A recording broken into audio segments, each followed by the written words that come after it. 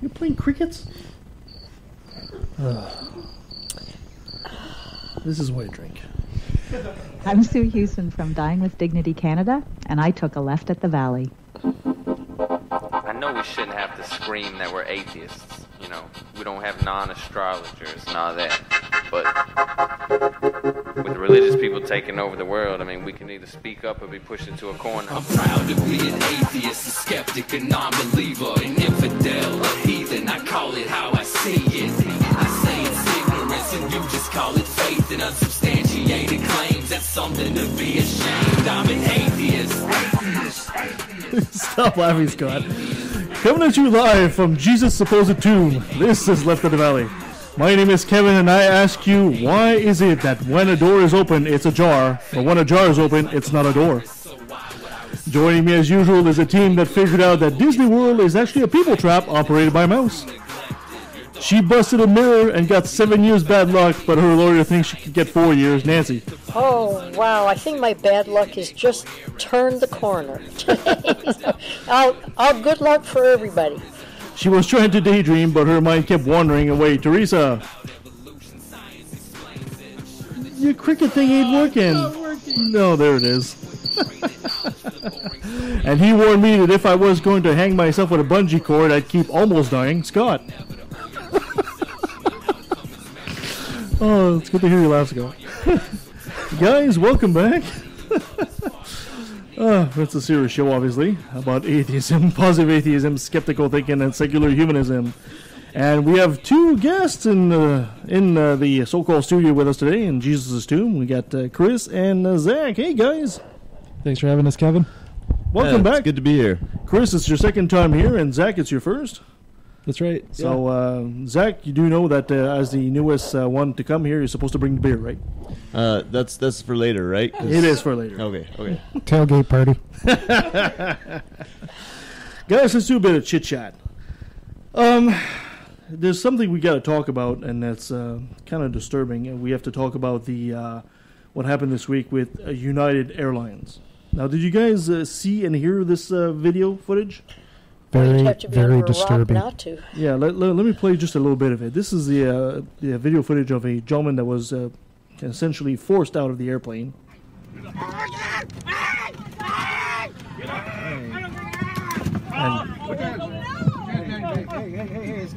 Come on.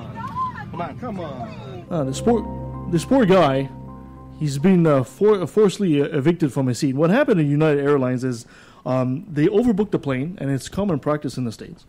And what they did after that is a crew of the United crew had to go to a specific destination, so they wanted to board the plane. So then they asked for volunteers to exit the plane. So they offered I think it was like $400 at first, and people said, no, I'm not doing that. And then they offered $800, and then one of them said, well, this fellow actually, David Dowell, 69 years old, he's a doctor, and he volunteered at first apparently, but when they told him that he'd be able to take a flight, but it would take at least 24 hours, I believe, before he could get back on that flight, he said, I'm a doctor, I've got patients waiting, I can't do it. So then United went and said, oh, too bad, we have to pick some people to get out, and they randomly picked people, including himself, that guy, and they've essentially called the cops and forced him out. And they kind of brutally handled the fella, and he ended up with a concussion and a broken nose and 2 missing teeth. And dragged him down the aisle in front of all of the passengers. And he spent the night in the hospital. To add insult to the already established He spent injuries. 5 days in the hospital, actually, for reconstructive surgery. And, so that was pretty awful. And then, of course, to make it even worse, the CEO, Oscar Munez, seemed to blame the passenger for being uncooperative. I mean, are you kidding me? And welcome to... There's a man who needs to start with sensitivity training and never get out. He's got to be a perpetual student. It was a jaw-dropper to begin with, and then for him to get on and exacerbate the situation with every word he said. How did he ever get to be CEO? It was a good jaw dropper. As CEO, I think he took his knocks because the company lost $900 million. Yes, they lost almost $1 billion. Which is a good start. Yes, it's a good. Well, they haven't seen the lawsuit yet. apparently now this is allegedly, because I haven't actually found the text about this, but apparently all the passengers, the doctor David Dow there was readmitted to the plane, and he was bleeding all over himself, right? And he's concussed and he's dizzy and he's trying to, he looks almost like a drunk trying to get out of an airplane at this point. He says, "I need to get home. I need to get home." And one of the passengers says, "You know what? This is stupid." He got off the plane, and apparently the rest of them pretty much followed. And now United apparently reimbursed pretty much all these passengers for their. And his their wife ticket. was on the plane with him. She was Oh, also really? a doctor. Oh, is that so? He has 5 children. I think 4 of them are doctors. Wow.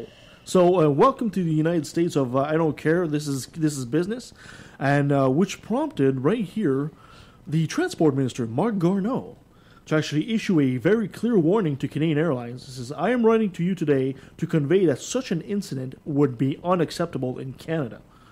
So it prompted our own government to actually step in and say, "Hey, wait a minute, this kind of bullshit better never happen." But however, in the United States, there is a passenger bill of rights for passengers in airplanes, but there is no such thing in Canada. So some of the critics of Marc Garneau have been basically saying, you know what, even if you threaten, it could happen in Canada, but I really would see how this is. I have a hard time seeing how this would actually happen. Yeah, there is a passenger bill of rights, but there also, in the small mouse print, there also are things where the airline has the ability to disembark you. I thought they could only do that before passengers actually were seated, but I'm kind of unclear as to how that works. But when you buy the ticket, you also agree to the contract not to be dragged out by the armpits, but it looks like this is really going to be a game changer by the time it gets through, for passengers. Yeah, so say what you like about our government, but it seems that it's kind of cool to see the government step up to something like that. So, way to go, Canada! There you go. Step it up. So there should be a bill of rights coming into Parliament fairly soon about all this. So we'll see what happens then. Stay tuned. I hope this turns out well for the doc. He hired pretty high-powered I'm sure. team of lawyers in Chicago. I'm sure lawyers were just throwing themselves at him at this point. I was going to say, I don't think he had to hire them. I think they kind of lined up. Yeah, I think they're going to go after the airlines and the pilot and the security company, or not the security company, but the airport police and all that stuff. Yeah, the airport who police. has these officers, security, so-called Gestapo. Security officers. That carried this Whatever out. happened to the times where flying was almost a gentleman's thing? Where people dressed up their Sunday best, and Pan Am, the days of Pan Am, and everybody was nice and civil. Wow. People were willing to pay. You can get those seats. They're about $3,000 to go across the country. Yeah, but most people want to pay $500, so that's what they get. You get what you pay for. Yeah, I don't know. The $500 seats didn't exist. Well, when greed took over and they started to reconfigure the planes to give you less seating room, less leg room, charging for baggage, for carry-ons, charging for going to the bathroom or whatever. Working with aircraft and working with the companies, it is very expensive. It's very cutthroat, and passengers aren't willing to pay what it's actually worth to fly. You'll have to take a cut in wages, Scott, so we can all send your hate mail to Scott at leftatvalue.com if your airplane ticket is too expensive. well, no. I'm being honest. The value of the ticket. I mean, people want to pay as little as possible. If they can save $1, they'll fly naked air to save $1. Hey, right? There's an idea. They don't actually put seats in the airplane. They just strap you to the floor with a cargo strap, and you're saving $1, so you're going to fly that way. Are the stewardess naked? No. Oh. Well, there's no flight attendants on those flights. They strap you to the floor and. Well, when there was real competition, I think there was a little more civility. But when you eliminate competition, so you only have 3 major carriers, they can pretty well do what they want to do, because you got to go from point A to B. Yeah. You got to go from point A to B. Yeah, and if you've got to meet flights and you've got a schedule to keep, so. All right. In other news, U.S. and North Korea are apparently saber-rattling, if you can say that. China apparently warned that no winners if war against the North Korea happens. But that's because Trump a couple of weeks ago made a stupid comment of, Trump, the guy there, stupid comment of saying either China takes care of the North Korea or we will. Dumb thing to say. Now, if you don't know... And they took him seriously, wasn't it? Of course. If you don't know anything about North Korea, you need to know one thing. For essentially pretty much decades now, they've been telling their population that war against the U.S. and the U.S. dropping bomb and attacking us is inevitable. So these people have been preparing for this forever. It's not that they're necessarily thinking of attacking the U.S. The propaganda from the government is the U.S. will attack us eventually. So, of course, this probably they just went DEFCON 4 or whatever you want to call it. Well, North Korea... Okay, has anybody ever looked at the world maps, the lights at night? Yes. Okay, there's South Korea is lit up like a Christmas tree. China all around. North Korea is lit up like a Christmas tree. Japan over across the water there is lit up like a Christmas tree. And North Korea is a dark place. And that's because they don't have electricity. They don't have food. Their people are starving to death. So they can prepare for war any way they want, but we already learned our lesson with Iraq back in 91. They were prepared for war, too. They had 700 tanks. They had 400,000 troops, all of whom gave up as quickly as they could because they knew they would be fed as prisoners of war, where they weren't getting fed as combatants. That's pretty optimistic, Scott. I'm not sure I'm going to agree with you because North Korea is almost a religious state. They're fanatical about their leader. They weren't that fanatical about Saddam Hussein. That's because if you don't agree that he got 18 holes in one on his first game of golf, they put you out of your misery without anyone knowing where you went. That's right. Selective breeding.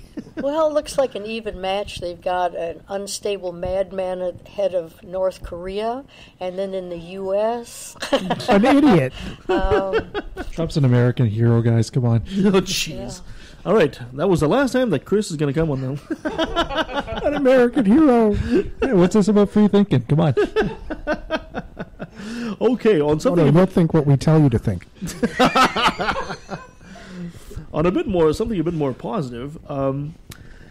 Apparently, they found one of the oldest human settlements discovered off the coast of BC. They're actually dating this settlement as 14,000 years old. It's actually older than the pyramids. And it's 500 kilometers northwest of Victoria.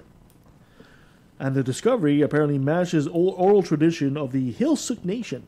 Did they find a Tim Hortons cup? Yes. You roll up the rim there? That's exactly what happened. So you know it's Canadian? That's exactly what happened. I think so. They knew. There's no doubt it was Canadian. It wasn't the Norse coming over. Back then, the donuts were like salmon flavored and stuff like that, right? And walrus fat and stuff like that. All right. That sounds delicious. Oh, my God. Nancy, my dear, are you ready for another This Day in History? Oh, sure. Sure, let's do that. Let's go back to... Let's do This Day in History. Normal stuff. All righty, here we go. Which, as we know, is a roundup of those events and people who altered and illuminated the days between April the 10th and April the 16th. Starting with April the 11th, it was Siblings Day in the U.S., and that's where, you give a good word for your brother or your sister. You may not get along 364 days a year, but Siblings Day is the day they're okay. On April the 11th, in 1972, this is one of my cute little favorite stories. In 1972, a smoking deterrent, which was a pseudo-cigarette package that produced simulated coughing sounds when the package was picked up.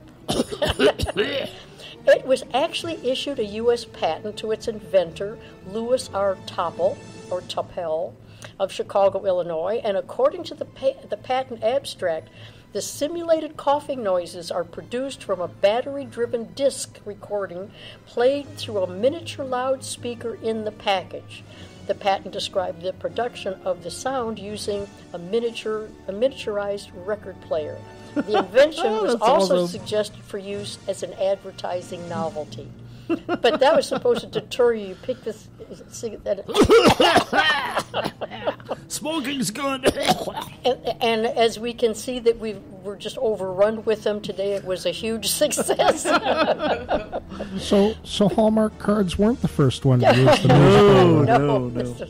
No. This was exactly the Hallmark card with the, what do you call those things that The little they music, play the little music thing. It's got the little battery in it, exactly, and you open it up, and it plays music. Yeah, but that was a miniature record player. Yeah. How awesome would that It was be? the technology they had of the day. Teeny tiny little itsy bitsy Tiny thing. record, you know. Yeah. April the 13th, it was New Year's Day in Cambodia and the beginning of National Tattoo Week. Interesting that National Tattoo Week started on the 13th. You'd think it would start on a Monday or Tuesday, but it starts on what was the 13th, on a Wednesday? It went from Wednesday to Wednesday the 13th to the 18th. I've lost track of them. Let me check. time? No, the 13th of this month? Yeah, the 13th of April. Yeah, that was a Thursday. Yes, it was Wednesday because the 11th was. No, Thursday. Tuesday. It was a Thursday this year. The Thursday. Okay, yeah, that's right. It was a Thursday. It was odd that it starts on a Thursday, but anyway, everybody who has a tattoo or is thinking of getting one, this is your week. In 1970. On the 13th, an explosion during an Apollo 13 missile mission led to one of the most spectacular rescue missions in the U.S. space history. We all remember that. It was brought back safely with Commander Jim Lovell. Oh, thank goodness they saved Tom Hanks. Pardon? Thank goodness they saved Tom Hanks. Absolutely. Can't watch a movie without him. You know, have you ever noticed something on a side note? I would never travel with Tom Hanks. Why? Every movie he does, it's a traveling misadventure. Oh, yeah, you know, the Apollo 13 thing where he goes upside down. Yeah, Captain Phillips and the boat, the Castaway, and the other one. You want to stay away from him. I know. When he's traveling. Don't travel with Tom Hanks. That's a free tip from Let Them Know. Okay, so now tell me what the famous tell me what the famous 5 words are that came from that almost disaster. I can play that. You can play. Oh, well, go ahead. Hold on, I just gotta find it. Where is it? And Jim Lovell said... Oh, I can't play it. I can't find it. It's Houston, we have a problem. Houston, we have a problem. And I think, people still use that today. It really... We use it on the regular basis. Anytime there's a problem. Yeah, Houston, we have a problem. Happens a lot on this show. April 14th, New Year's in South and Southeastern Asian cultures. And on the 14th, it really was a jam-packed day of everything imaginable and unimaginable. So most notable on the 14th, in 1865, President Abraham Lincoln was shot by John Wilkes Booth at Ford Theater. In 1912, the passenger liner Titanic hit the iceberg in the North Atlantic and sunk on the morning of the 15th.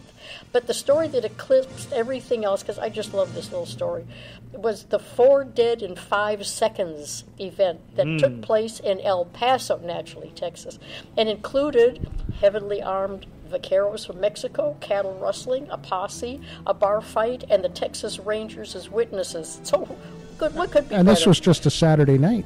Yeah. And as a bonus, the marshal who did the shooting, which was 4 dead in 5 seconds, had one of the best Western names ever, Dallas Studemeyer. That is a good name. I know, and you had to get that Studemeyer on the badge. Yeah, that's a big badge. You had to have a I'm noticing a theme with this day. Yeah. We've got really 2 insanely long movies out of it. Apollo 13 and Titanic. Yes. April 15th is World Art Day, Holocaust Remembrance Day, Tax Day, Lincoln Death Day, and in 1931, the first walk across America backwards began. This was a lovely Texas gentleman named It's always a Texan. What's always up in with that? Texas. Plenty Lawrence Wingo. And Mr. Wingo walked backwards from Santa Monica, California to Istanbul, Turkey. He did have to take the boat to Istanbul, but he walked backwards on the boat. so it's okay. It's all documented. He did this from April 15th to October 24th. He was 36 years old, and he documented the voyage in the book called Around the World Backwards. So he started from Fort Worth. He wore out 4 pairs of shoes, wore periscopic eyeglasses that were fastened over his ears like regular spectacles, and he traveled from New York to Europe by ship, and he depended entirely on the sale of postcards for his expenses. When he got back, his wife divorced him.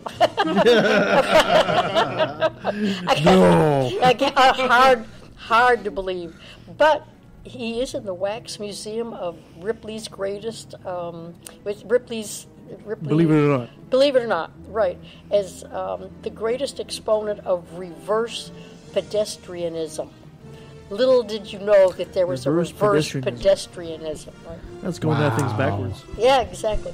So tomorrow is Easter, and there are so many meetings that occur right at the same time. Everything that goes from Ishtar to the resurrection to Easter bunnies and chocolate and dyed eggs and Passover. So where do you guys fit in? We'll find out. We're just here for the chocolate. The chocolate? Sounds good to me. I like the eggs. The last, we'll do a little homage here to Canada. In 1982, Canada adopted the Constitution. By 1967, Canada didn't have the power to amend its own constitution, which could only be done by British Parliament. So the new constitution, accompanied by the Canadian Charter of Rights and Freedoms and an amending formula that would no longer require an appeal to the British Parliament, was adopted on this day in 1967. So that, dear listeners, brings to a close another passing parade of interesting, mundane, unusual, and occasionally bizarre events and people that make up this day in history. Thank you, Nancy. What an interesting little bit of, when you think of Canada, we've been here for forever, it seems, but no, it's such a young country, and the Constitution even younger, in a way. Yeah. So that becomes very interesting.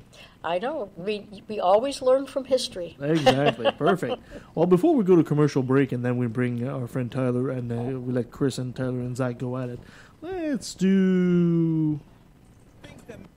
Oops. Works better if I do it. All right. We got a couple of stories for you guys. Let me know what you think of them.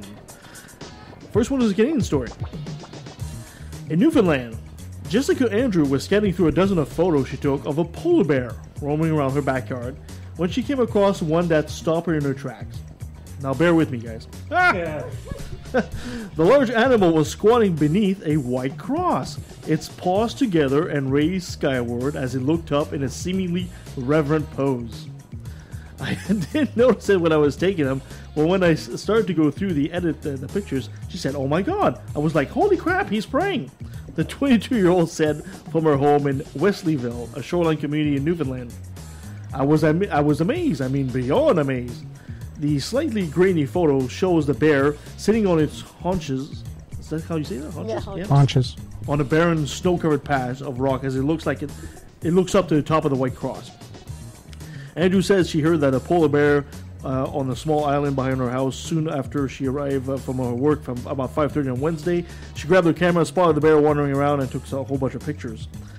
What do you guys think about this? A crazy Christian bear is worse than a regular kind, right? He's going to pray before he eats you. Is that an earth sign of the time? I don't know, Chris. You weigh Chris, in on this one. Chris and Zach, you're the Christian guest. You tell me. Have you guys taken over polar bears? I am not aware of any missions-oriented outreaches towards polar bears. Well done. To me, it sounds like kind of a grisly undertaking. Oh! This guy, he fits right in the show. He fits right in the show. As far as, sorry, I got one more, but as far as I knew, the only Christian animals were dogs, because, St. Bernards, but... Good one. Well, I know who's going to be the guest host next week. Hey, are you firing me? What are you saying here? So he is pretty good. All right. Apparently next week we have a new host. Sure, the irony's not lost on anybody. Just a tad. Yeah, so obviously, this is obviously a question of, you see what you want to see. This is a big cross. I saw the picture. It's a bear basically climbing up on the cross, trying to look up, see if there's anything interesting up there. But this gal thinks obviously that this bear was praying. Another story. Apparently, a quarter of people who describe themselves as Christians in Great Britain do not believe in the resurrection of Jesus. And this is very timely with the show today. This is a survey commissioned by the BBC. However, almost 1 in 10 people of no religion say they do believe the Easter story, but has some content that should not be taken literally. The research was commissioned by the BBC local radio for Palm Sunday. It suggests that 17% of all people believe the Bible version word for word. 31% of Christians believe word for word the Bible version, rising to 57% among active Christians, those who go to religious service at least once a month. Those are called the active ones. Exactly half of all people surveyed did not believe in the resurrection at all. And that's a big half of them. And 46% of people say they believe in some form of life after death, and 46% do not. 20% of non-religious people say they believe in some form of life after death, of the non-religious ones. Does it say there how this compares to past polls or past surveys? Are things going up, down, the same over a period of years, or did they just take this one survey and there's nothing to compare it to? Well, this is from Professor Linda Woodhead of the Department of Politics, Philosophy, and Religion at Lancaster University. Basically says that this polling confirmed that Britain is now split down the middle between those who call themselves Christian and those who say no religion, but it's not a simple division between religious and secular. It seems that Britain is moving more and more towards a less religious path. Yeah. Some more numbers. Almost 2 in 5 Christians surveyed say they never attend religious services. That's 37%. And just 1/5 say they attend every week. That's 20%. Any thoughts on this? No, I think that survey pretty well mirrors surveys that they've taken in other countries where people are becoming more secular than they were 10 or 15 years ago. I think almost all polls, regardless of the country, there may be some countries that are still the same. Maybe some of the South American countries are still the same. And Christianity is making a lot of dents in China and Africa as well. But I think in Europe and in North America, it seems to be declining. I think as a whole, Christianity is on the decline. How about your Christians friends? What do you guys think? I'd be interested to know how many people actually claim to be Christian simply by the fact that their parents were, or by an actual choice they made, and if that number's gone down, because I wouldn't be surprised at all. Like cultural Christian. Right. I think cultural Christians have declined, and I think that should happen, actually. I think if Christians are going to be Christians, it should be by a choice that they're making, not by a cultural norm. Yeah. Oh, yeah. Okay. That's a good point. It's not even surprising to me necessarily that there are people that do claim to be Christians, though, that, for example, don't say they believe in the resurrection. If you look at like old German theologians like Rudolf Bultmann, he claimed to be a Christian, but he said that he did not believe in a literal resurrection. He taught that it only mattered that Jesus rose spiritually, like in the sense of in people's belief in the disciples' heart, stuff like that. So it's actually a very early form of liberal theology, or at least 1800s early, that goes back quite a ways, and not a literal understanding of the resurrection. Interesting.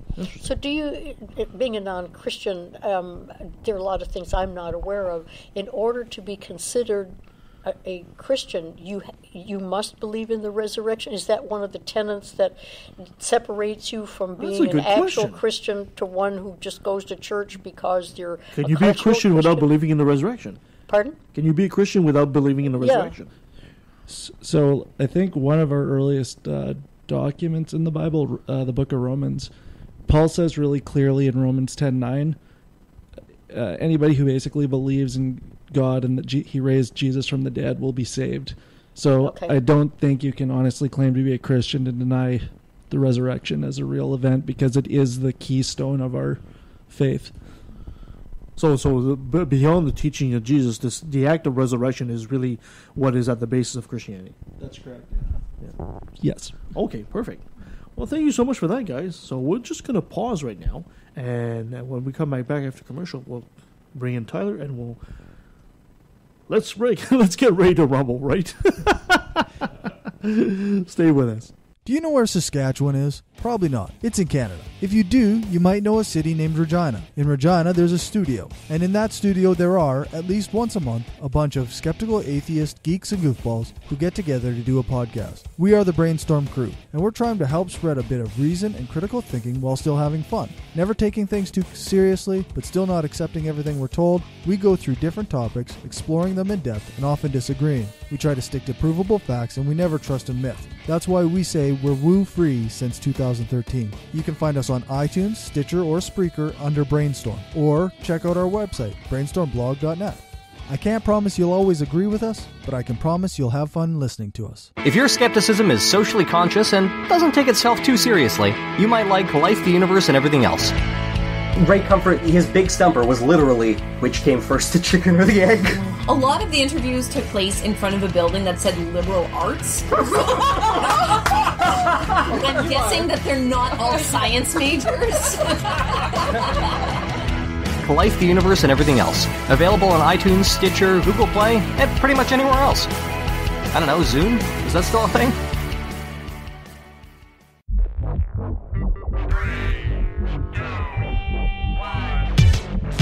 Hi, I'm the Supreme Irreverend Dr. Randy Tyson from the Legion of Reason Diversion. Join me and my co-hosts, Christine Shelska, Twyla, and Nate Phelps, as we explore issues at the intersection of atheism, humanism, and skepticism. Topics range from alternative medicine to the interference of religion in public policy. We often have special guests to help us understand the topic du jour. Previous guests include biologist Jerry Coyne, ex-Muslim author Ali Rizvi, philosopher Peter Boghossian, and the late physicist Victor Stanger. You can watch us on the Legion of Reason YouTube channel or subscribe to the audio version through your favorite podcatcher such as iTunes or Stitcher. And don't forget to like the Legion of Reason Facebook page. All my friends are heathens, take it slow. Wait for them to ask you who you know. Please don't make any sudden moves. You don't know the half of the abuse. All my friends are heathens, take it slow. And we're back. See, that was written by Chris. All his friends are heathens. Take it slow. And joining us is our old friend Tyler. Hey, Tyler, how you doing, buddy? Not too bad. I'd be there, but I'm sick as a dog. Oh, well, that's a good thing. It means I also don't have to go get you. Yeah, I don't want to spread it around. So. Yeah. I don't think we can fit any more people in this apartment today. I hope you feel better soon, Tyler. Oh, perfect. All right, so today we're going to be discussing about the resurrection of Jesus. And Chris, this is your second debate with us. And you and Tyler have been circling the drain forever now, throwing little punches at each other and all that. Did you complete your insurance forms and everything? Yeah, and I left a note, so if nobody hears from me after a day... It's one of the reasons we kept Tyler also over there in Chilliwack, so he doesn't have to be here and personally strangle you if he needs to, and vice versa. Perfect. So, gentlemen, I'm going to leave this over to you. I want a nice. We're not going to do this super formally, but I think a quick introduction would be of either one would be great, and say where you stand on the issue, and we'll just have a nice conversation, and us, the regular part of the crew, are just going to intervene once in a while with a question if we need to. Guys, and let's keep this civil. So, Chris, as our guest here, why don't you go ahead and start first? Sure. So, yeah, my name's Chris. I am a second-year master's degree student in apologetics. And the resurrection of Jesus from the dead, Jesus' historicity, all of these are some of my main focuses. I'm probably going to be writing my thesis based on this idea. So that's my background. Zach, do you want to introduce yourself? Sure. I'm a Christian, and I've been hearing most of the things that Chris has been learning at school. We chat about those things. I also have been attending the Skeptics group, and that's been a great point for me to kind of get more interested in this topic. Excellent. And Tyler, well, the people know you, but for people that might not know you, go right ahead. Introduce yourself as well. I'm not really sure what to say. I used to be a part of Left at the Valley and kind of got too busy for a lot of the stuff. And the skeptic, I guess, who needs demonstrable evidence for pretty much everything I believe, whether you call that empiricism or whatever it is. So I just like discussing different subjects and finding out why people believe what they believe. Let's get ready to rumble!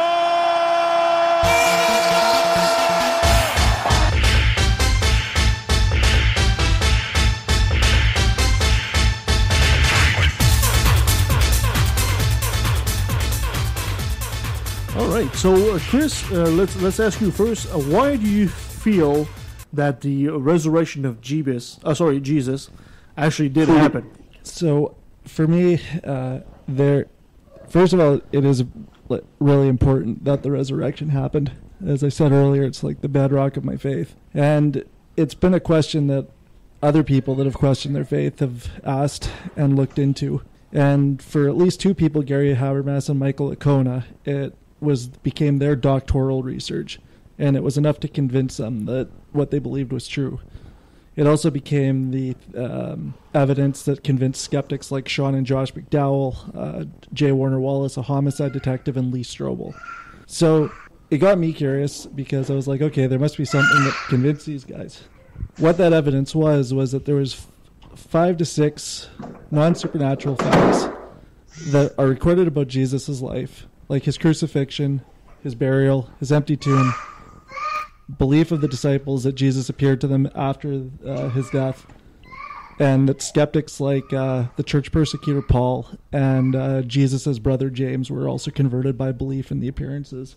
And when you put all 6 of those together, it forms a pretty convincing case for the resurrection. Okay, good. And Tyler, you don't agree with that position, obviously. Well, no. I mean, this is supposed to be the most important event in all of human history, really, and our salvation and all that is supposed to depend on it. But what evidence was really left behind? I mean, I think that God could have left a lot better evidence behind, and I don't think that it passes the historical method. I mean, if you have a case of the Romans claiming that 100 of them defeated 1,000 of their, enemies or something like that in a couple hours, that's kind of an extraordinary claim. I mean, it's not supernatural, but in order to confirm that, if you had stories written by the people who were defeated, then it would be a little bit more solid, you know what I mean? Because you don't have just the Romans' case of it, and that's pretty much what historians look for, is they look for as close to contemporary sources as possible, preferably eyewitnesses as well, and not just one side of it, like just one source, like the Christian source. But that's all we've got. I mean, the Gospels are anonymous, and we can argue whether they're eyewitnesses or not. I mean, it's kind of irrelevant either way.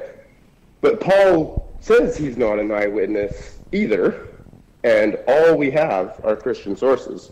I mean, for me to believe something like that, there would have to be multiple sources very close to the event from Christian sources as well as non-Christian sources, and we just don't have that. I mean, this is the most important thing that's ever happened, and the oldest mention that we have of the resurrection is at earliest the year 175, which is Papyrus 75.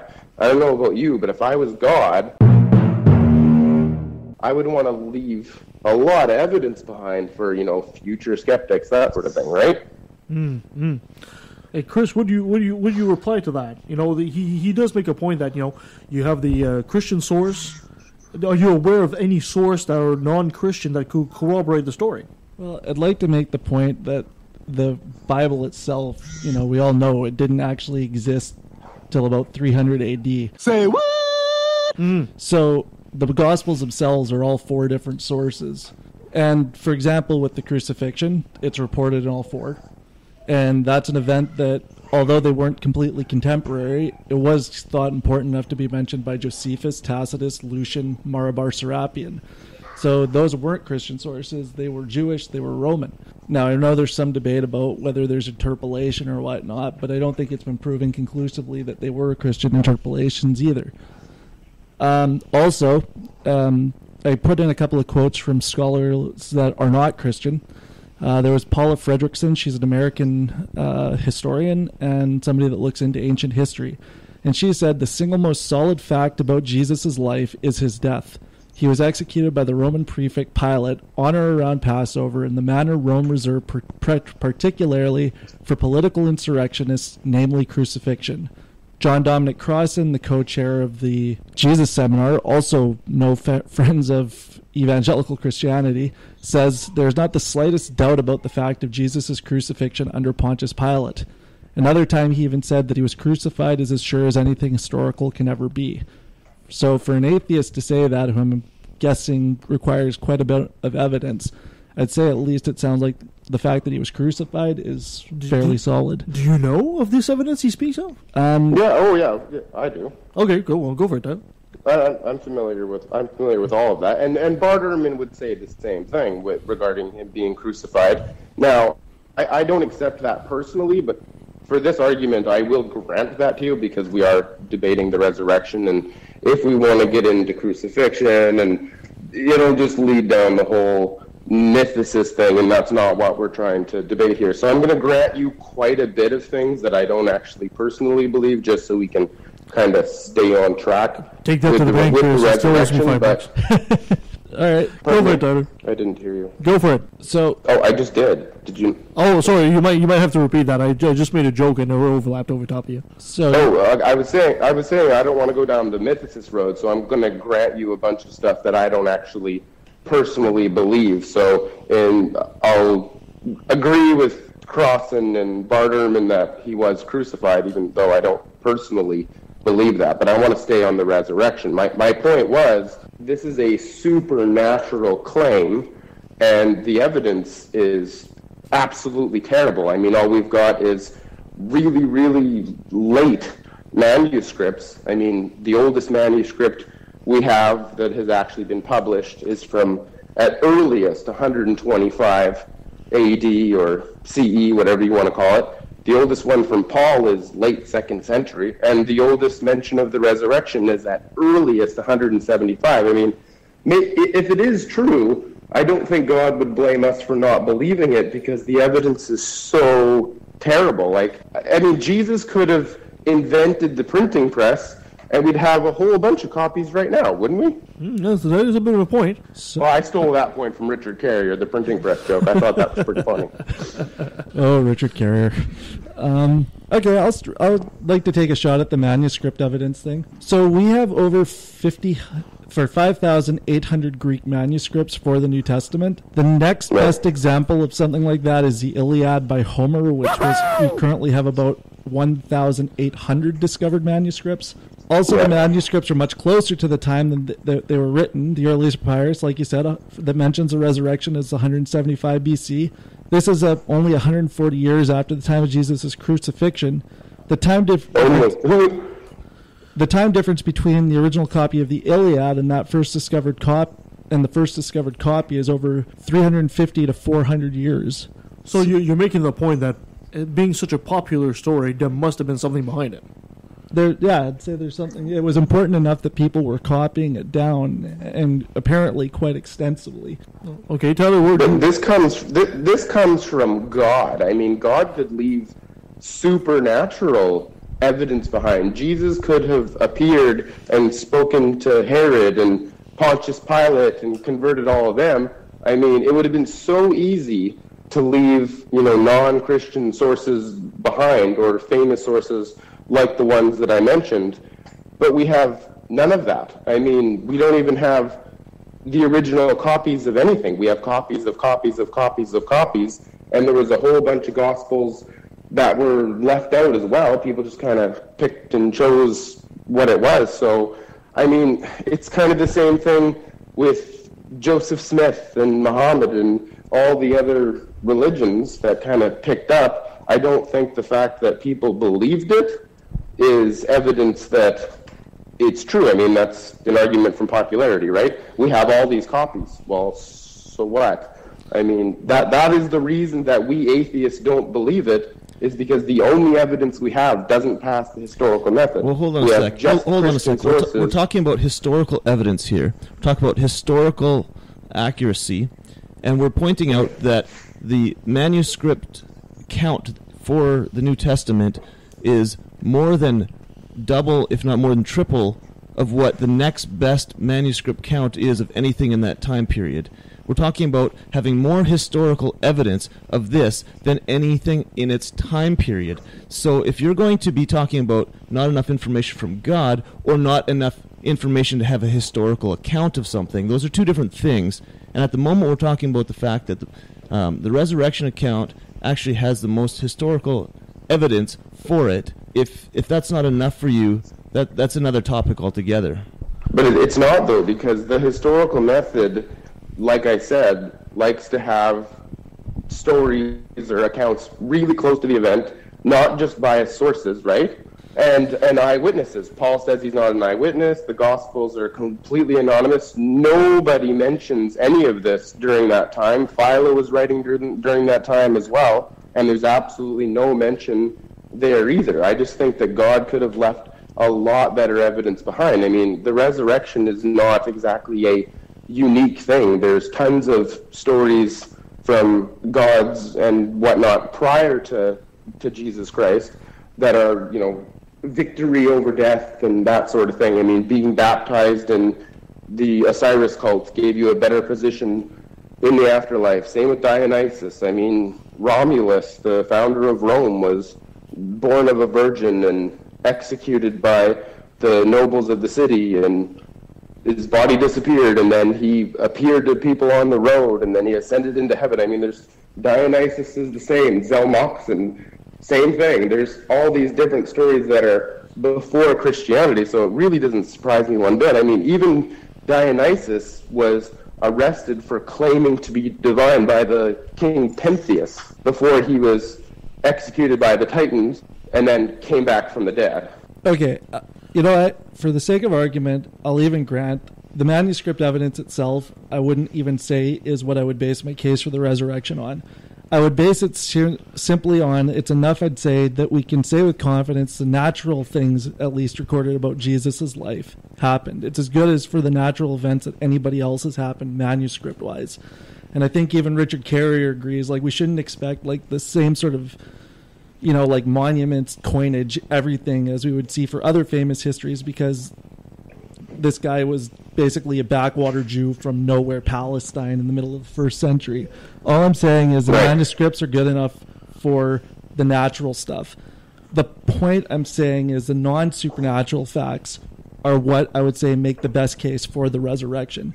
So all I'm trying to argue here is that the sources are good enough that we can tell things like Jesus was crucified, that he was buried, all of that. That's usually where I find that in these debates, Christians and atheists talk past each other. Christians aren't saying accept the resurrection based on how many manuscripts we have, how old the sources are. We're saying that there's facts about Jesus' life that point to it, the resurrection. Well, and I agree regarding when certain people, mythicists, try to compare Jesus to Julius Caesar or something like that. I mean, Richard Carrier points out a lot of the bogus arguments that are there, and that's kind of the debate between Richard Carrier and Bart Ehrman, is what you're saying, is that Bart Ehrman says, the evidence is pretty solid that Jesus is at least loosely based on a real person. Richard Carrier obviously disagrees. But what Bart Ehrman and Richard Carrier agree on is that the resurrection is not supported well by history. Okay. And Bart Ehrman's point was exactly what I said regarding no eyewitnesses. We got Paul writing, 20 years after the fact. And this is a supernatural claim, like I said. Why not have some supernatural evidence? Why not have Jesus appear to Pontius Pilate and Herod and all these other people? It would be a lot more convincing, because you would have all these stories from these people, and we got nothing from Pontius Pilate whatsoever. He condemned this guy to death, and then he's sealed in a tomb, and then he comes out 3 days later, and not a word from anybody. I want to ask you a bunch of questions. And I want to have them answered immediately. I mean, they tried to forge the whole Acts of Pilate like 500 years later because obviously people were kind of complaining about that and using that as some doubt. But I'm not saying it did or didn't happen, really. I'm saying that God should have known that these are some of the reasons we wouldn't believe. I mean, like I said, the oldest mention of the resurrection is 140 years after Jesus died. I mean, he could have waited until the 20th century when we had video cameras. I mean, okay, does that make sense? What I'm hearing from you a lot of is that you're not happy that we don't have more evidence. But the evidence that we have is enough for the natural events. And that's something that, to start as a starting point, if we have enough evidence for the natural events, if you can come up with a position that actually accounts for all of that information that, other than the resurrection, we have something to talk about, because that is evidence for the supernatural if all of the natural events happened as we have evidence for. Well, hold on, Zach. Are you saying that because you think that most of the events in Jesus would be there would be enough evidence to claim that these things actually happened, that therefore we should just take to face value the resurrection as well? No, I'm gonna give you a quote here from the Stanford Encyclopedia of Philosophy, the 2016 edition. It's an article from a guy named Thomas Kelly, but it's on their website there, and it's given that no true proposition is inconsistent with any fact, one has an immediate rationale for not believing any proposition that is inconsistent with one's evidence. For only propositions that are consistent with one's evidence are even candidates for being true. So if the natural evidence lines up, and there are no other possibilities of filling all of the natural evidence with, if there's no other theory that actually incorporates all of the natural evidence, then the resurrection is the only candidate for actually being true. So I don't know, therefore, yeah. No, well, hold on. Like so you're saying no other hypothesis could fill the evidence that we have? So let's go through the evidence real quickly here. What are we talking about evidence, Zach, about the resurrection? So it's those 6 things I mentioned. 1, Jesus died. Okay. He was buried. Yes. That tomb was found empty. Yes. The disciples at least believed that he appeared to them. Okay. A skeptic named Paul was converted. Yes. And a skeptic named James was converted. Okay. By appearances. So if, let's say, for example, the body was stolen. The body was stolen. Okay. So this would fill that he died. Yep. He's buried. The tomb is empty. And then it essentially leaves that it's conspiracy theory, of course. But let's say, for example, you don't want to let them know that your master's body was stolen. Therefore, you make up the story. Could this not fill in this gap in there? Okay. Yeah, I actually have this written down. So. Okay, sure. So there's a few problems with it. The disciples sincerely believed in the resurrection, so much so that they were willing to suffer and die for what they believe. And I know what's coming after this, but Luke records their persecution in Acts 7 and 12. Clement of Rome, a contemporary of the apostles, reports the suffering and deaths of Peter and Paul. Ignatius, who also likely knew the apostles, reports that the apostles were so encouraged by the resurrection appearances of Jesus, where they were able to see, touch, and talk to him, that they were not afraid of suffering and martyrdom. Polycarp was instructed and appointed by the apostles and attests that Paul and all the apostles suffered, which is in his epistles to the Philippians, chapter 9, verse 2. Dionysius of Corinth talked about it and is quoted by Eusebius in EH 2:25-8. Tertullian talked about it in Scopius 15, and Origen talked about it in Contra Celsum 2:56-77. Also, the problem with this is it does not explain Paul's conversion, since the appearance to him in the desert still has to be accounted for. Upon hearing about the empty tomb, he likely would have just concluded fraud. Also, you have James, the brother of Jesus, who was an opponent of Jesus. He thought he was nuts during his life, who also likely would have concluded fraud. He was a skeptic who thought Jesus was out of his mind, but all of a sudden he's converted by post-resurrection appearances, at least according to the earliest creed that we have from Christianity, or from Yeah, from the early church. Okay, so because we don't find a body, essentially, and there are some people claiming that they feel that Jesus has resurrected, this is essentially enough to case closed for you guys. Well, you were just, that was just a response to the idea that somebody stole the body. Yeah, okay, who would be the most likely to steal the body? Well, it would be the disciples, because they were the ones who believed in it beforehand. Except for the fact that if they were the ones who started the whole conspiracy, why would they be willing to die for it? Why would they be willing to suffer for it? Why would all of these radical things that they did be done if not for something they actually believed? What appearance to Paul were you talking about? 1 Corinthians 15 mentions it. It says that, lastly, Christ appeared to me also. And that's actually... Well, hold on a second. When we did the show with David Fitzgerald, he was... that's the Damascus Road one that you're talking about. The Damascus experience. This is not what you're talking about here. No, it is. The Damascus Road. Well, the road to Damascus, the experience of Paul, is not actually recorded by himself. It's actually in the Acts. Only in the book of Acts. He didn't write about it himself. So what does this other guy say? It's kind of amazing that the guy would have such an experience and not even talk about it. Yeah, on the side of the road to Damascus is just the book of Acts. What they're talking about, I can't tell the difference in voices between Zach and Chris, is, Paul talks about different revelations all the time. Paul says that he knows about Jesus from Scripture. He says that all the time, according to Scripture, and his own, personal revelation. So, I mean, you said that there's no other explanation, but we were just talking about John, Dominic Crossan, Bart Ehrman, and Richard Carrier, who are all historians. I mean, Bart Ehrman was a fundamentalist Christian most of his life, reads Greek, all that kind of thing, went to Bible and Moody College in Princeton, and he lost his faith, and he has changed his mind. So I think that there are definitely some other possible explanations, clearly, whether it be that Jesus never existed or whether it be, what does Paul say about the empty tomb?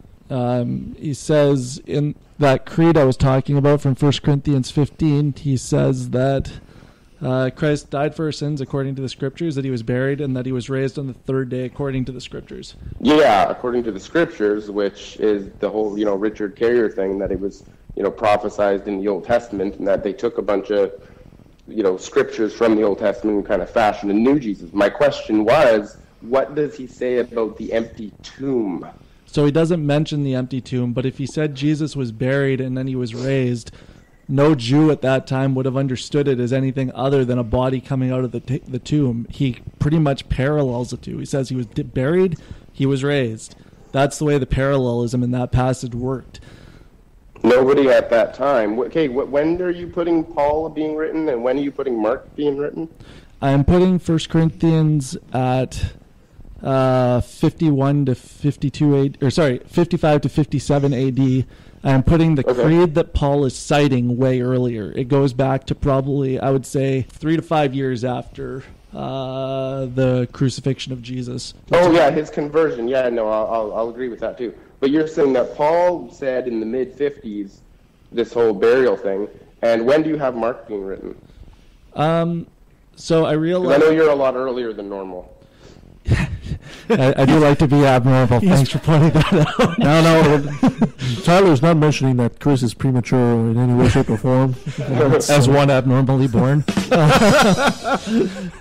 His girlfriend will testify he's quite normal, and he has no problem in that department. Thank you. So, do you have Mark written around 64? Is that correct? I'm aware that the most scholars seem to place it around 70, although it is worth mentioning that there's actually some skeptics now that are placing it around 42. I don't really think they usually universities are still What's that? Teaching 70, but universities are still teaching roughly around 70, the majority of them. But I was asking you because when you were debating Gemma Page, I think you said you were putting the Gospel of Mark around the early 60s.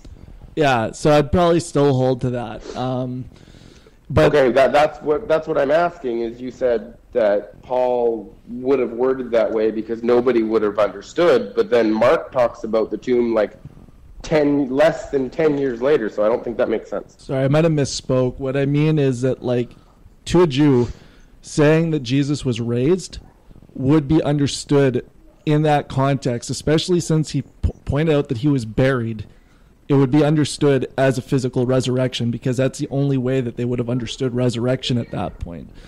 So he wouldn't have needed to say the empty tomb specifically. I was asking about the empty tomb, though. It was the tomb that I was asking about, because back in those days, the Romans would crucify you and leave you there to be eaten by animals, or they would just throw you into a common grave. He doesn't mention anything about this special tomb from Joseph of Arimathea, and my understanding is that there is absolutely no place named Arimathea whatsoever. A lot of people say that Joseph of Arimathea is a completely fictional character.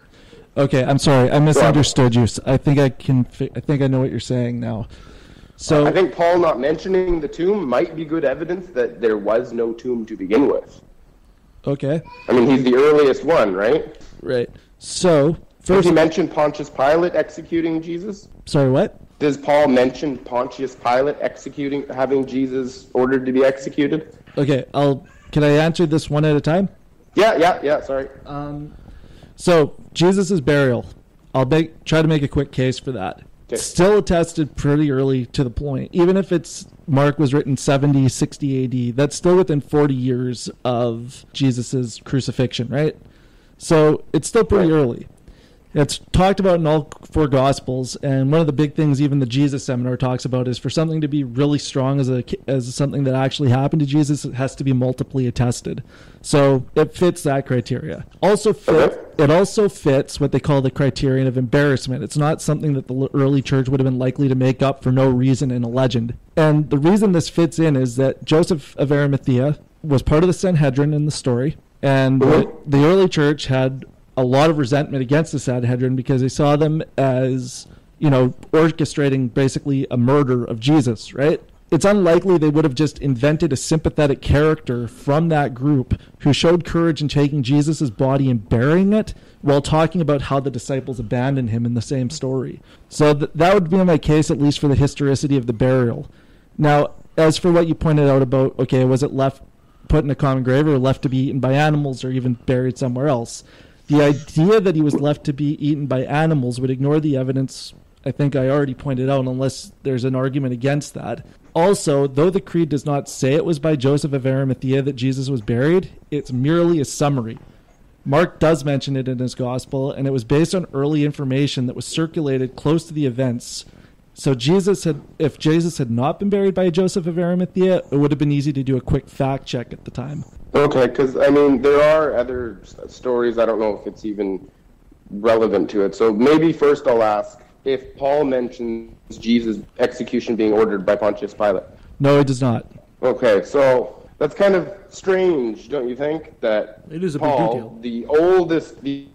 the oldest one, it doesn't mention Pontius Pilate having Jesus ordered to be executed, and doesn't mention the empty tomb. I mean, that's kind of a concern. I mean, you'd think he'd know about it. There was, as far as we know, there was nothing else written around that time anyways. You think Paul would want to include that because the Gospels didn't exist at that point. It's not like Paul said, well, the Gospels have already documented it, so I don't really need to cover it.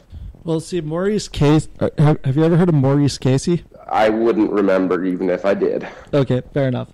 He is a question maybe for you before I answer that.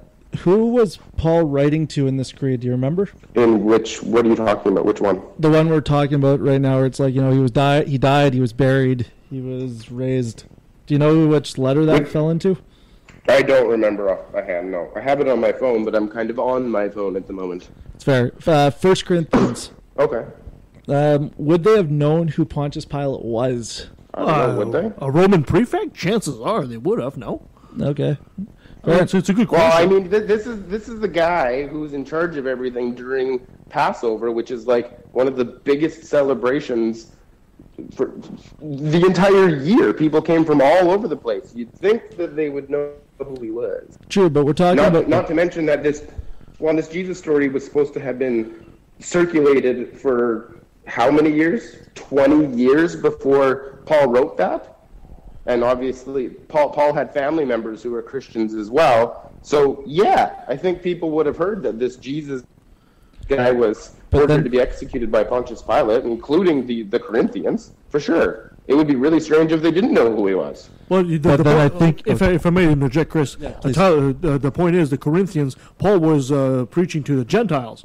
he wasn't preaching to Jews, so they might not necessarily know who he actually was. Where's Corinthia as opposing the Roman Empire? Do we know? Corinthians was in Greece, yeah. In Greece, so the chances are they would know the Roman Emperor, and the Roman, and well, he's not an emperor, he's a prefect. So it's a good question nonetheless. Okay, I think there's like two possible answers to this. Yeah. So I'll just throw out both and see what you think with this. I think in a sense you might have just answered your own question. So they would have known all of that. They would have known about Pontius Pilate. They probably, if this was circulating for 20 years, they would have known he was crucified by Pontius Pilate.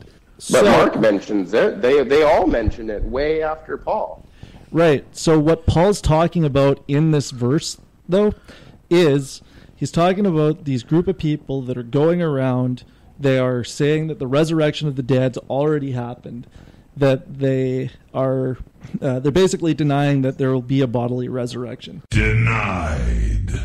Paul's using this creed simply to combat a theological point. He's not trying to build a case for an event that they already happened. So what this creed is it's a summary of the essential things about Jesus' life. The belief that he died, he was buried, rose again, all of that. It's a summary. It's not supposed to be a full treatise on the life of Jesus. It's just meant for the specific point in the letter to combat a particular heresy going on in Corinth at the time. But it's early, so it does tell us at least what was commonly believed about Jesus, like his death, like his burial, like the empty tomb, which is implied by saying he was raised, and the belief that Jesus appeared to many people, also Paul included. Okay. And this is still a non-eyewitness, right? So, okay, let me just, I'm going to go with my main point here, and if you want, you can go and can also ask Kevin and Nancy why they personally don't believe, because I want to include them as well. But like I said, this is the most important event in all of history. Do you think that there could have been better evidence left behind, that God could have left better? I mean, we wouldn't even be having this debate if God had left really, really solid evidence behind. I mean, he could have created a magical book that is completely indestructible. And like I said, he could have appeared to Pontius Pilate. He could have appeared to King Herod. And we wouldn't even be, there would be no skeptics. Everybody would just believe it because the evidence would be so good. Like I said, Jesus could have invented the printing press, and we would have a lot more copies. We would have contemporary copies. And yet, we have absolutely nothing mentioned by any historians, by anybody whatsoever during the time of Jesus, and that is the kind of evidence that God left behind. If it's true, I don't think God is going to blame me for not believing it, because the evidence is lacking. The power of Christ compels you! That's my position. Mm-hmm. That is why I don't believe. The evidence could be so much better instead of a manuscript that's 140 years after Jesus died, first mentioning the resurrection. Right, but like I said, the evidence isn't the manuscript. It's those 6 facts that are mostly agreed upon by scholars. The most contested one is the empty tomb. Wow, they're claims. They're claims on pieces of paper. I mean, we have the same claims about every other religion. We have 10,000 documented religions in history, and 9,999 of them aren't true. But, I mean, and like I said regarding the other stories, I mean, we have all these other people with very similar stories. I mean, the earth was covered in darkness after Romulus died. He was born of a virgin, executed by the nobility, and then resurrected and ascended into heaven. Same with Dionysus, same with Zelmox, and same with Osiris. Like, now, gentlemen, same thing with... Gentlemen, I'd like to interfere here for half a second because, I like to play the devil's advocate. Right. That's disconcerting. I'm going to ask a question to either one of you. Tyler, I'll start with you. Tyler, would you agree that, you said the earliest piece of evidence we have is 140 years mentioning the resurrection.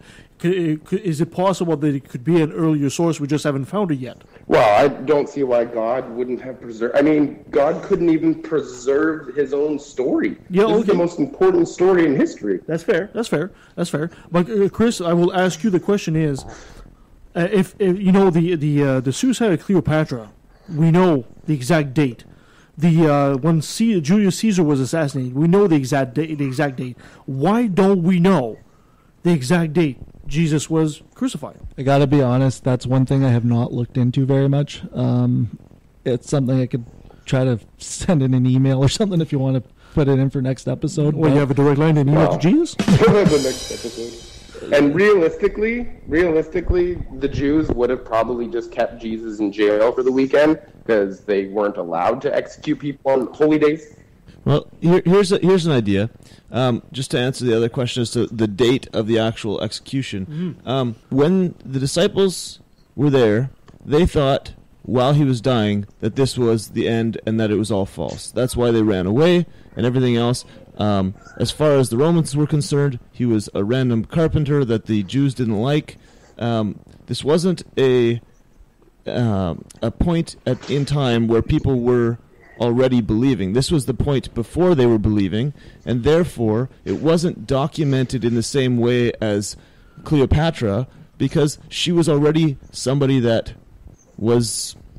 I know that Jesus was already a figure in the time. People knew who he was, but everybody thought it was the end and that it was not going to matter anymore. Well, but even after the fact, there a couple of days. Let's say, for example, we discover the second coming is Nancy, and she's on left of the valley on today, and she ascends into heaven in 3 days. I'd be able to say, oh my God, she was on my show 3 days ago. I'd be able to write that down. You would think even after the fact, you'd be able to say, oh my God, Jesus was crucified on that day, and then we found out. And sure. But there is nothing like that. And, like even in Matthew, the zombies coming out of the graves and the saints walking. You would think somebody would write that down. Ezekiel came out of his grave and walked around in Jerusalem. You would think somebody would record that. Okay, but at the same time, Jesus is back now. He's resurrected. He came back again? Yeah. Oh, but talking about from the disciples' perspective, if Jesus is back from the dead, his death no longer matters because he's here now.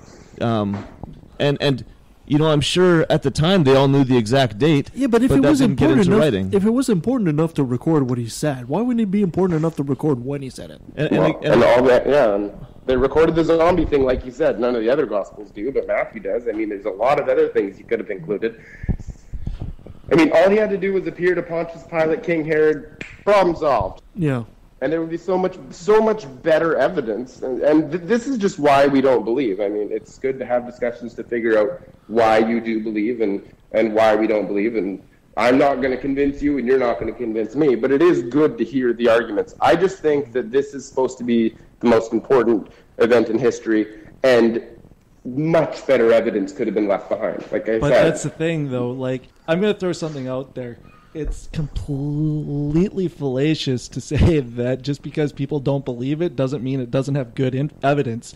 I hear evolutionists constantly bemoan the fact that there's still 6-day creationists out there despite all the evidence. It's just they choose not to accept it. What makes you think that you're any different in this case? Well, because that's why we're having this discussion, and that's why I'm saying the evidence could be better. You know what I mean? We're actually talking about physical evidence here. When you start getting into actual physical evidence regarding things with evolution and whatnot, that's why there's virtually no biologists out there in the actual scientific community that are creationists. That's why we have Francis Collins and Kenneth Miller. It's important to point out that because you're not a believer doesn't necessarily mean you're a denier. Right? If sufficient evidence was presented, I'm sure Tyler would be the first one to ask Jesus for forgiveness. For all these I changed my mind all the time. I was defending the Bart Ehrman camp of Jesus being based on a historical figure. Publicly, I got into heated debates with friends of mine a lot regarding that, and I have changed my mind. I no longer... Okay, well, here's a question. A historical figure. I've never considered myself to be a scientist or a historian. Generally, I like philosophy more, and that's where my brain goes. But we're talking about historians here, and the majority of historians, scholars, agree on the facts presented by Chris here. And if the majority of historians agree on those facts, who are we to say that we have more information than they do? These are people who have been studying this for a long time. Bart Ehrman doesn't disagree with the facts. Why is it that these facts are still contested when the majority of historians who actually study in depth these things they agree on these facts, all the natural facts that we've presented.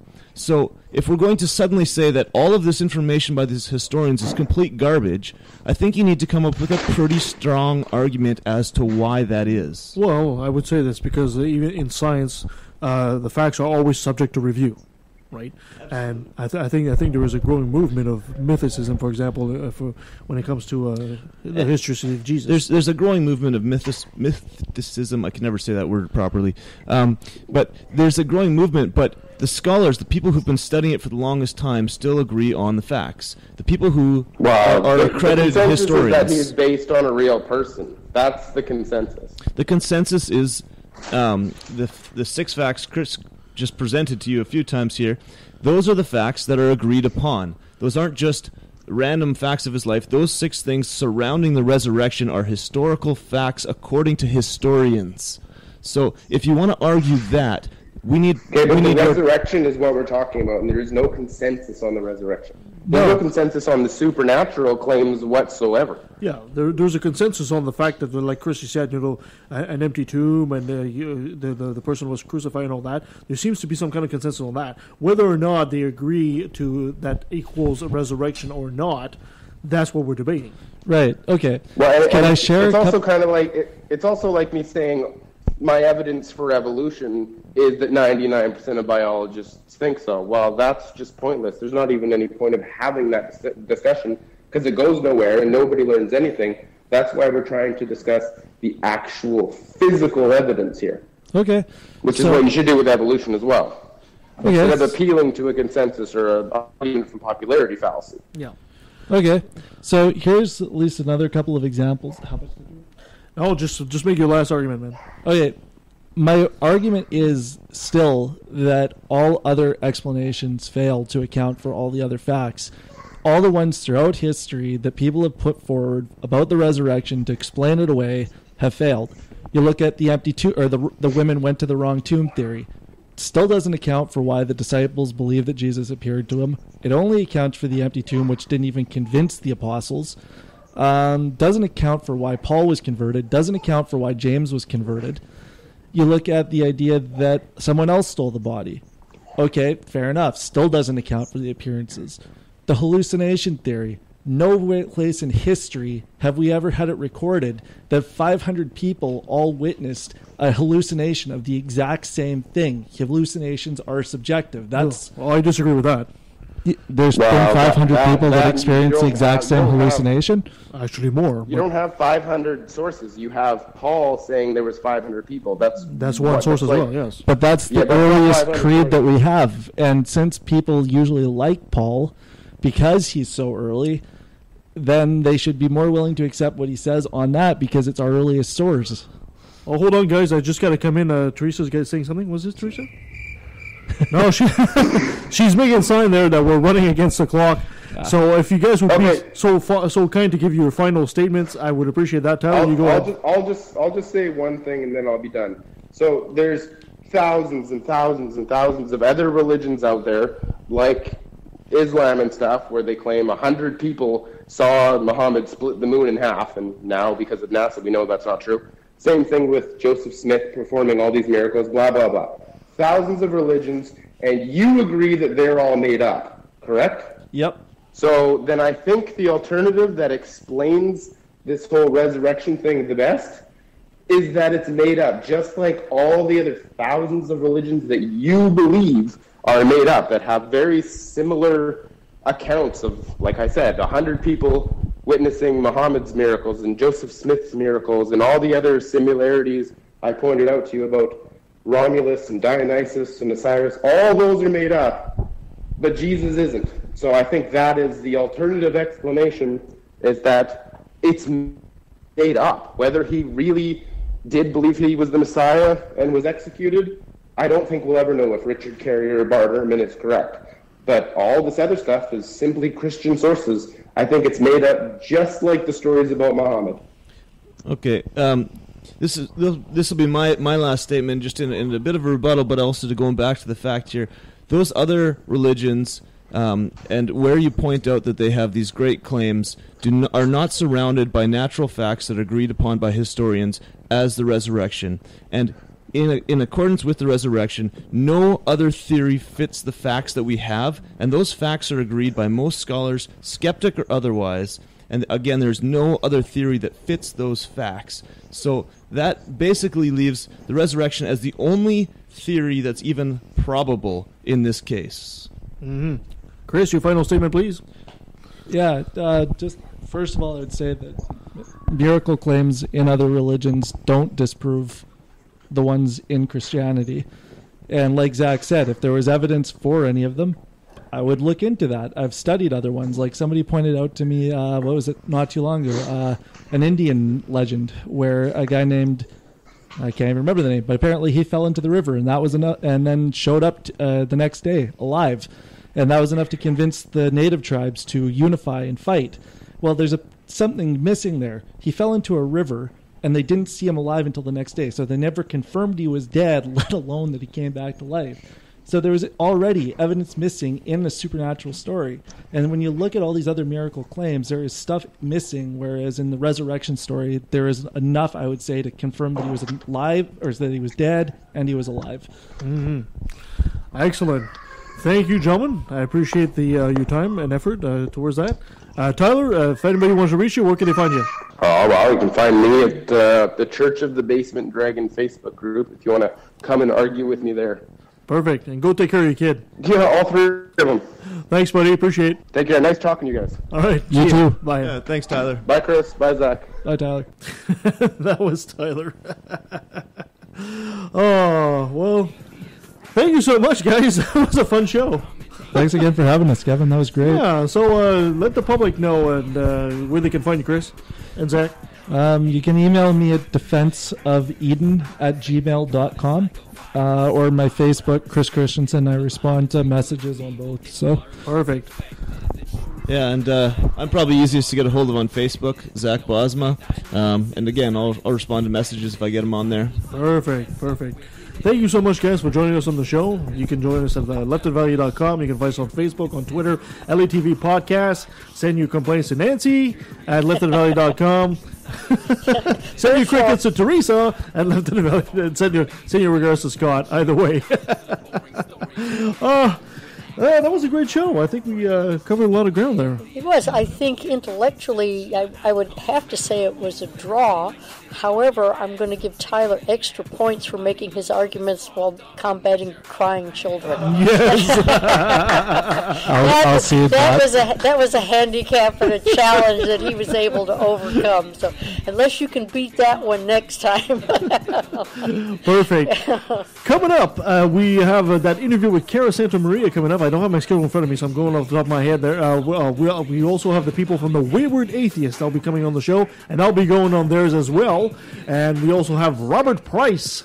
I'll be coming on the show talking about the history of Jesus. We might as well keep going with that. Chris, if you want to show back there, maybe we'll bring you back for that. Oh, that would be awesome. Yes. In the meantime, like I said, send us an email, leftatvalley@outlook.com. Anything else?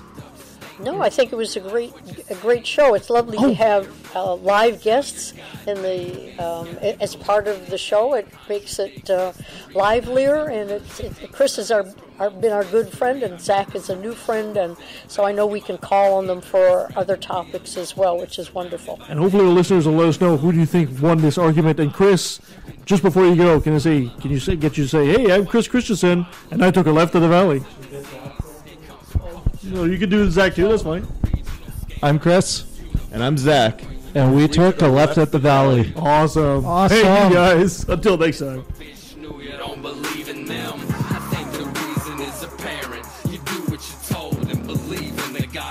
By your parents. I'm proud to be an atheist, a skeptic, a non-believer, an infidel, a heathen. I call it how I see it. I say it's ignorance and you just call it faith and unsubstantiated claims. That's something to be ashamed. I'm an atheist. I'm an atheist.